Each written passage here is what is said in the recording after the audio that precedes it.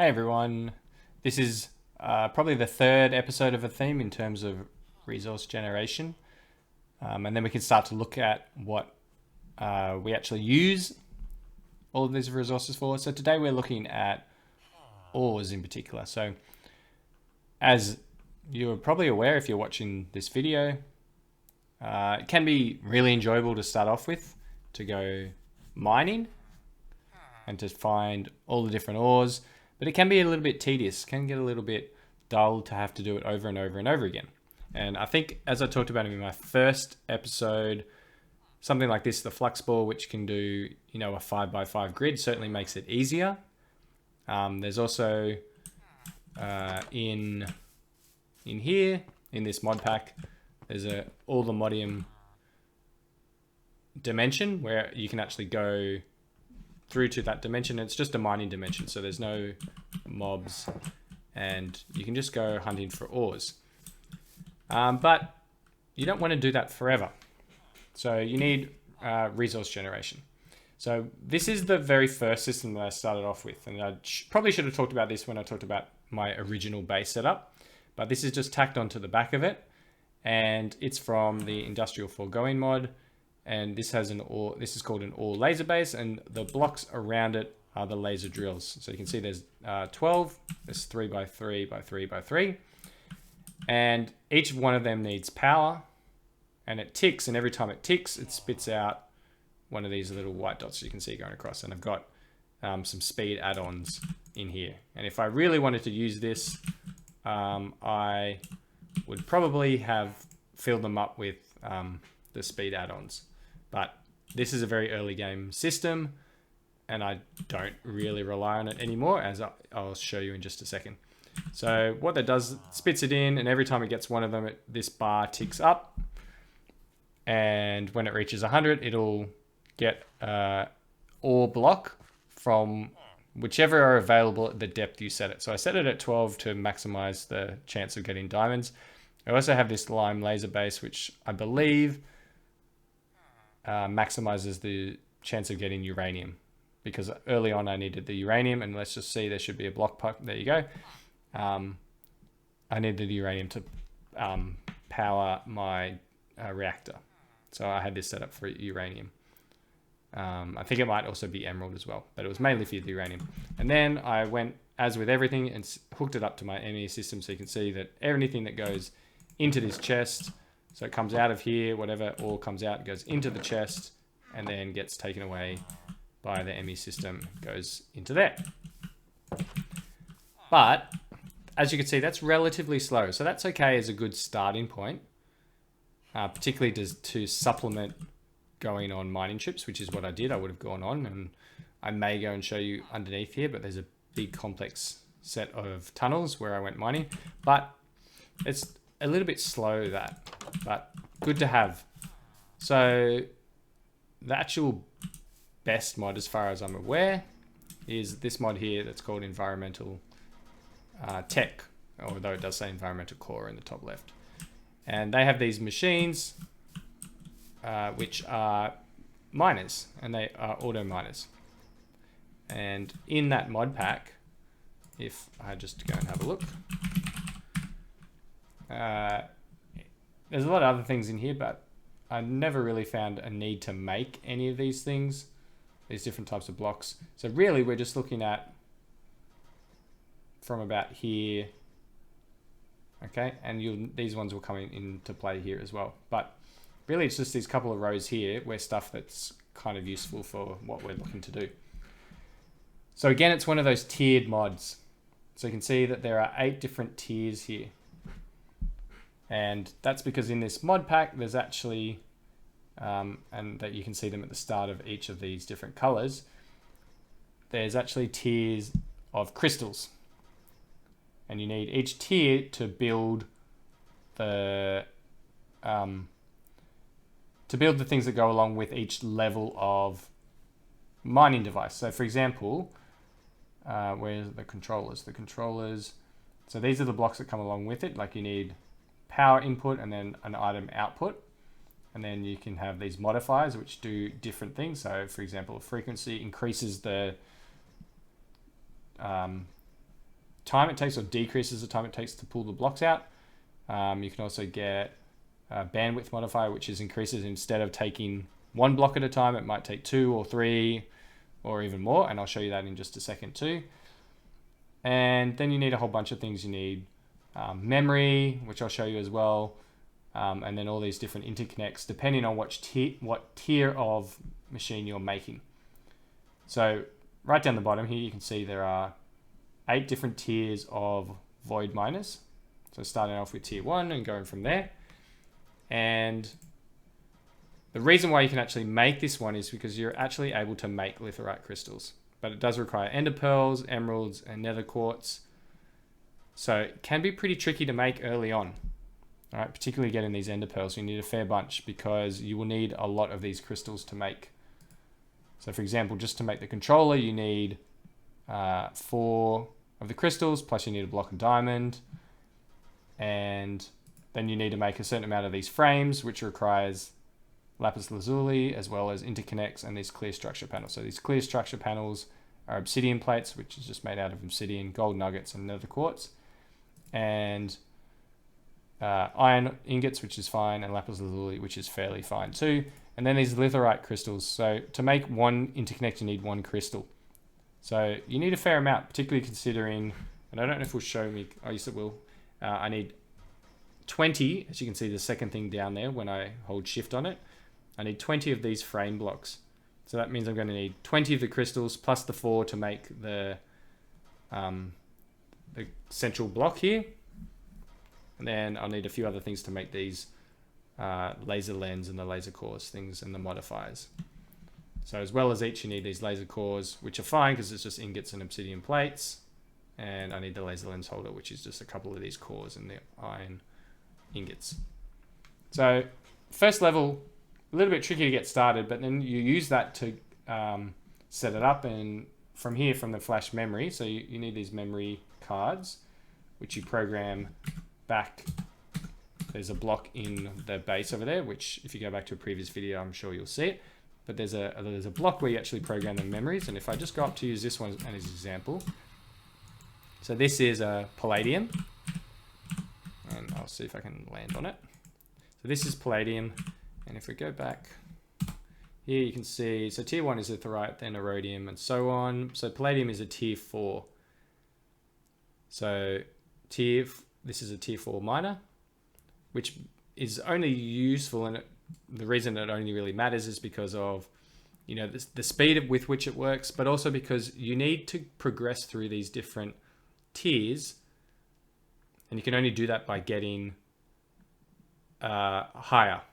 So for example, what I mean by that is the tier 1, once you've created a tier 1, you might be tempted to set it straight to doing ore mining, but you actually would set it to doing crystal mining or whatever the memory is actually called. I can't remember off the top of my head, but you'd actually set it to crystal mining because you want the litherite crystals, but you actually want the tier 2 crystals, which you can only get from this machine. So to be able to build the tier 2 machine, you actually need to have a tier 1 machine going to create the tier 2 crystals. And then once you get a tier 2 machine, you set it up to create the tier 3 crystals and so on. And you progress all the way through. Now where it gets really tricky, and I might try and show you, although I haven't actually been to the nether or the end since I've loaded back into my world and started doing these videos. But some of these you can actually only get from the end or from the nether. So once you get up to tier 5, I think it is, tier 5, you need to set your machine up in the nether to start to get the tier 6. And then your tier 6 and 7 machines you need to set up in the end to actually get the very last crystals that you need. So you can see some of them here. I've got iridium and I've got palladium here.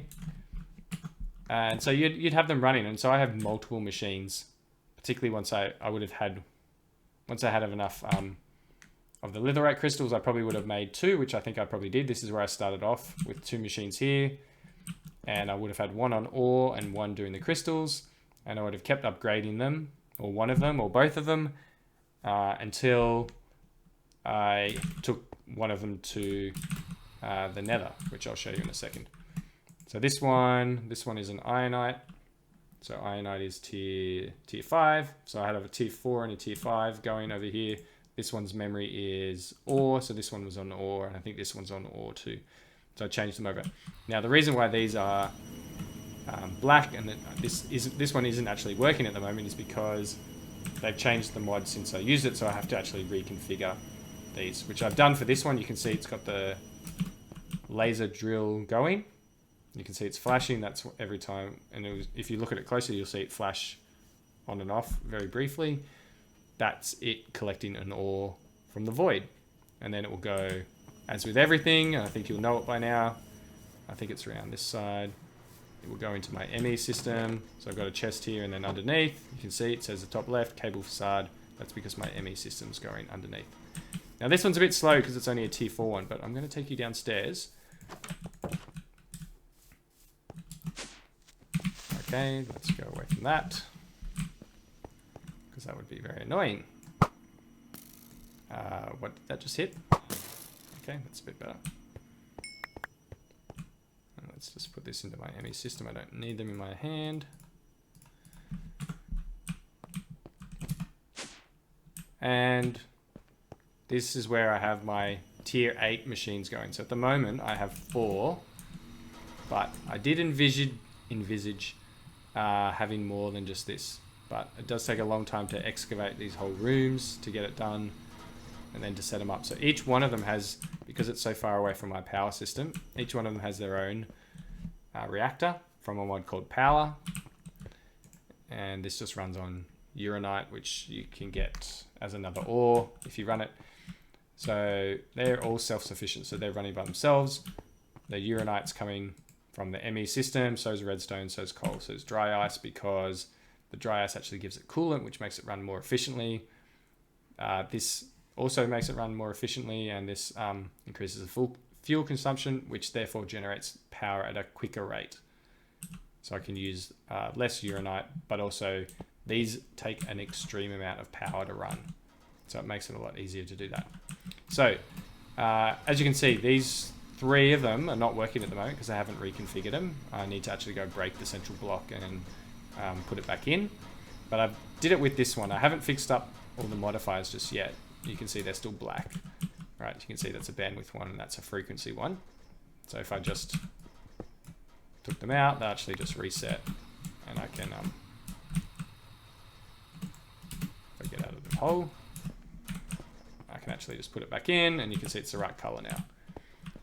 Now to show you just how quick, and of course, like everything, this is set up to my ME system. You can see that's a cable facade. You can't really see in it, but this is how quickly it's generating ore. So it's going so quickly that it actually can't keep up. So it's actually useful for me every now and then to turn it off to allow this to all be taken out. So I think this one's set up for metallic ore. So it's generating Uranite, it's got gold, it's got ancient debris, zinc, aluminium, tin, osmium, silver, iron. All right, so a lot of the things that you'll find useful. So a lot of these are only used in the mod pack, as you can see, like silver and tin and things like that. But it's got the base ones too. It's got gold and it's got iron, which I'll show you my processing facilities either in the next video or the one after. I'll probably show you power in the next one, because to run all of these machines, it takes a lot of power. Not just the machines here, but mostly the machines upstairs. So power is a big, big deal. So I'll probably talk about that next. So anyway, I've got 4 of these going, and that gives me a huge amount of ore. So if I actually just look up here, I'm a bit low because the machines were not working and because only one of them is working. So you can see my gold is actually going down rather than going up. So I might actually, before I show you the processing facilities, actually want to fix them up so that you can actually see them working properly. But yeah, you can see there's a huge amount of ores, and that's because of these machines. So this one, the uranium, which I need for my power facility, and I'll show you that, as I said, probably in the next episode. Now, it also would be getting things like nether quartz and diamond as an emerald, and that's because one of these would be set up for, and I'm not sure which one, but one of them, oh, that one doesn't even have memory, that's where this one must come from, has a mineral ore miner, which it will get mineral ore instead of the metallic ores. This one's set up to do metallic ore as well. And this one's gemstone. Okay, no, so gemstone's the one that gets you diamonds and emeralds and things like that, which I might reset up after I finish this episode, and you don't need to see that. It's not very exciting. But yeah, so that's how I have all of my resources. And that's why I'm able, let me just turn that off, to have, well, these ones aren't necessarily exciting, but this is the Uranite processing facility. So this black hole unit's got, one of these is dense, one of them is poor. Let's have a look, that's Uranite. So this one's got poor, that one's got ore, just the base ore, and this one's got the dense ore. So this one gives me 4 Uranite, sorry, this one gives me 2, and this one gives me just 1. So it's all coming from those machines, being processed here. That helps run my power underneath, so has that going. So this one's doing ancient debris, turns it into dirty netherite scrap, which then, sorry, it goes this way, sorry. Ancient debris gets turned into dirty netherite scrap, which then gets turned into netherite scrap, which goes in here. And then my other processing for the gemstones is along here. So you can see emerald, redstone, diamonds. Now I don't think some of these are working. No, these ones have still got enough ore to keep going. Oh yeah, I've still got enough diamond too. But yeah, they're very quiet, which is good. These ones you can tell that they're working because of the smoke that they're generating. So these ones, that one's doing copper and lead and so on. But these are some of the ores that are from thermal, which is another mod I think we've talked about a little bit. The main ores will go through my other processing facility, which I'll show you in a future episode. But these ones are just doing that's doing gravel, so I can get the flint from it. But these are the ores from thermal, which are less common, which is why I'm running them through this system instead. All right, so I'm going to try now to show you the void miners in the nether and in the end. But if it crashes on me, you'll know, because this will be the end of the episode. So if it is the end of the episode, thank you for watching, but hopefully this works. So my waystone here, let's go to, which one do I want to do first? We'll do the nether one first. All right, excellent. A bit noisy, but here it is. So you can see I've got this one here, it's Atheum, which I think is tier 6. Yeah, so as I said, the tier 6 one's set up here. And again, it's probably not working because it needs to be reset. But I have it set up to get